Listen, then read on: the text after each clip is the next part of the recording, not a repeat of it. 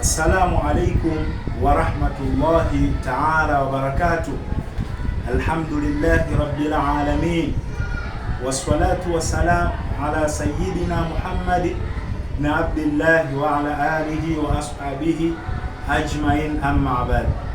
Ndugu zangu, ama baada ya kumshukuru Mwenyezi Mungu Subhanahu wa Ta'ala na kumtakia rehma za ziada kipenzi chetu Mtume Muhammad sallallahu alayhi wasallam, ndugu zangu, nipo hapa kwa ajili ya kuhamasisha.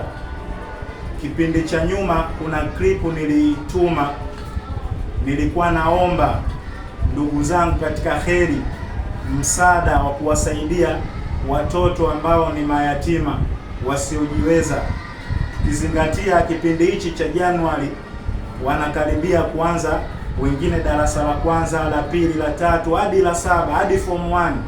Kwa hiyo ndugu zangu, naarambee kwa ajili ya hawa mayatima. Kama hivi leo nimenunua kitambaa chengine kama hivi tunachokiona hapa.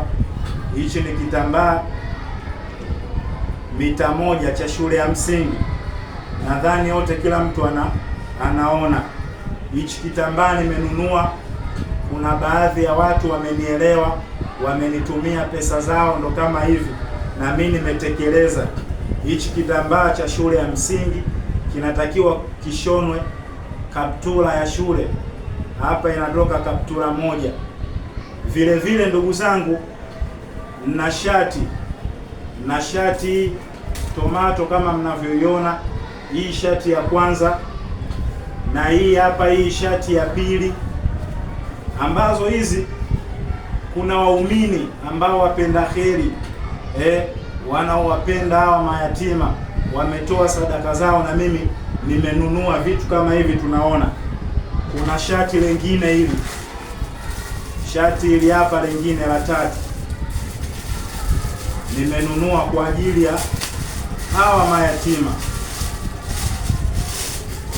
Shati lingine hili nimenunua hapa. Kuna shati hili la 3, kuna singlet hapa hii,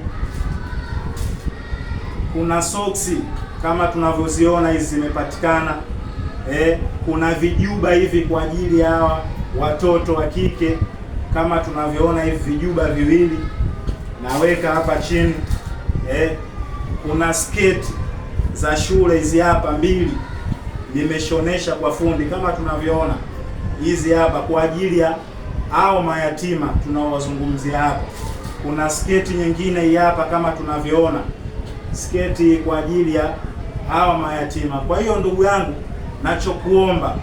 nachokuomba ndugu yangu, na wewe fanya kwa ajili ya Mwenyezi Mungu, tuwasaidie hawa mayatima, kwani wenzetu hawa hawana shangazi wala mjomba wa kuwasaidia, wamefiwa na baba zao na mama zao, wanatutegemea sisi Waislamu.